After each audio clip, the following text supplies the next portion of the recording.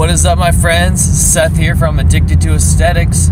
Time for some more lessons from Seth on how to become aesthetic. I'm not saying I'm an expert by any means, but I know a few things, and I'm on a mission to become aesthetic, and I want to share what I have learned with the world. So, for anybody who's interested in listening to what I have to say, here we go. So, how to build some damn muscle. Part 1 of my series, we talked about how in order to build muscle, you have to go to the gym and lift weights. I know, right? It's crazy, but yeah, so that's what we have to do. We have to go to the gym, lift weights, and we have to focus on progressive overload.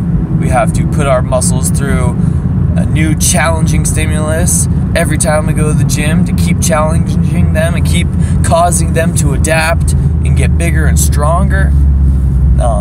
And then we have to feed them the proper nutrition in order to give them permission to grow. And so we have to get enough protein. I recommend at least 1 gram of protein per pound of body weight or more. And if we want to maximize hypertrophy, we need to be eating in a slight caloric surplus. So if we do not want to become fat when we are building muscle, we should shoot to be eating 200 to 300 calories above maintenance to make the lean gains. So that's part 1. Part 2 summarized. Now let's talk about what, in my opinion, is the third most important aspect of building muscle, and that is, you guessed it from the title, rest and recovery. So in order for our muscles to grow, they have to recover first. So when we go to the gym and we damage our muscles, they have to be repaired back to normal plus some in order to grow.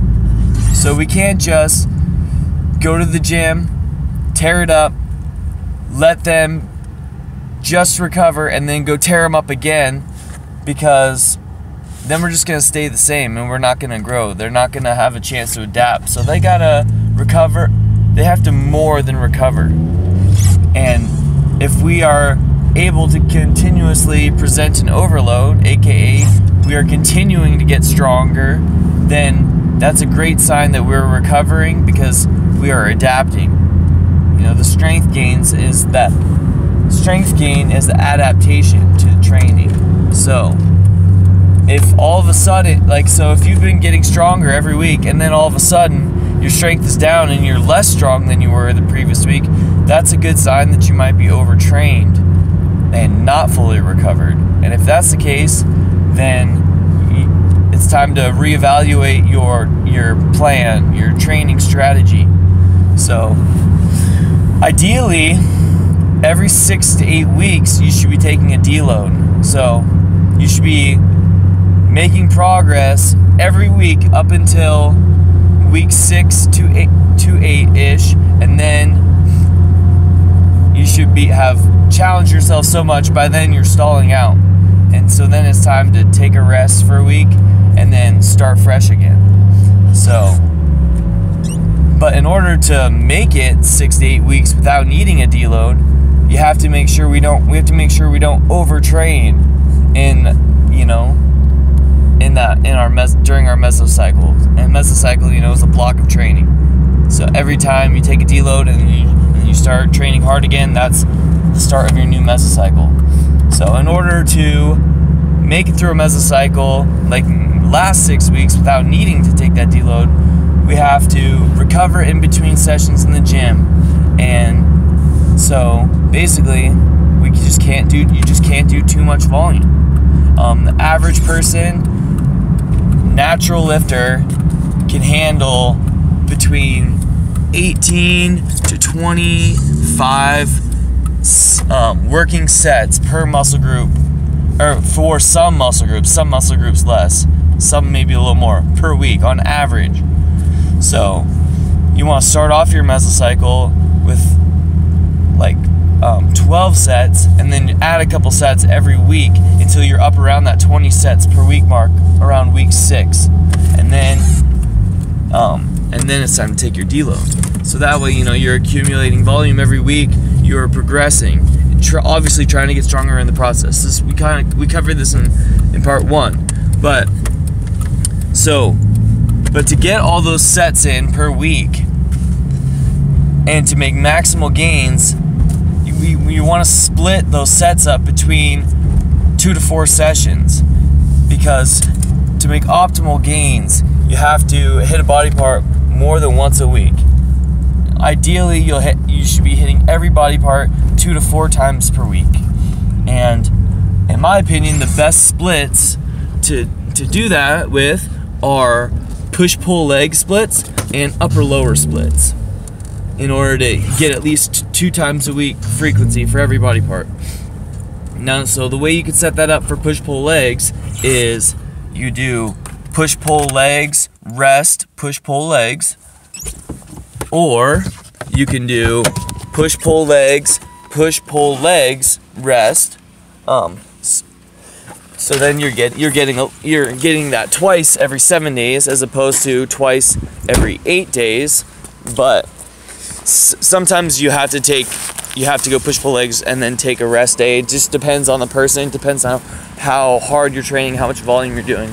I've run into that issue to where I started making better progress by taking that rest day in between my push-pull legs sessions, instead of just running them straight through 6 in a row. So yeah, so there's that. And then, or there's upper-lower splits. So if you're a seasoned veteran in the gym and you can handle a lot of volume, then you could go for upper-lower, upper-lower, upper-lower. But I mean, that's a lot of volume for your lower body. So if you're not looking to train your lower body that often, then you could just do upper-lower, upper-lower, upper. So then you're hitting your upper body 3 times and your lower body twice. Okay? Or if you just want to do, if you can only train 4 days a week, you could still make great gains. You just do upper lower rest, upper lower, and then you're hitting everything twice a week still. So that's the way I would go about things as far as training splits, because by doing it that way, you're never hitting a muscle group back-to-back days, so that your muscle should always have enough chance to recover and adapt and be ready to be hit again the next time you go to train. You just don't want to do too many sets for a given muscle group in a workout, because if you got to hit that same muscle again in a few days, you want to make sure it's recovered. So you don't want to just completely smash it. So like if you did chest on Monday and you're doing chest again on Thursday, you only want to do maybe 6 to 8 sets for your chest on Monday, so you can hit it with another 6, 8, 10 sets on Thursday and actually be able to do it. If you hit your chest with 18 sets or 15 sets on Monday, it's not gonna be recovered most likely and be ready to be hit again on Thursday. So yeah, so there's that as far as recovery. And then rest, which is very, very important. You want to be getting a minimum of 7 hours of sleep per night. There's been a lot of research showing that getting less than 7 hours of sleep per night will hinder muscle growth big time. As a natural lifter, really the only times we're building muscle is in that post-workout period, right after we train, an anabolic window, and then when we're sleeping. So you want to be sleeping as much as possible because you're building muscle while you're sleeping. So that's how sleep directly affects muscle growth, and then sleep indirectly affects muscle growth, because if you don't get enough sleep, then your workouts are going to start suffering. And if your workouts are suffering, you're not going to be able to present a proper overload. And if you can't present a proper overload, then you're not going to be making progress and you're not going to be making gains. So you got to get your sleep. You got to recover in between sessions. You got to take your deloads when you need them. All super important. So yeah, that's all I want to say for this video. Thanks for watching, guys. I appreciate it. Check me out on Instagram and Facebook, and I'll see you guys in the next one. Peace.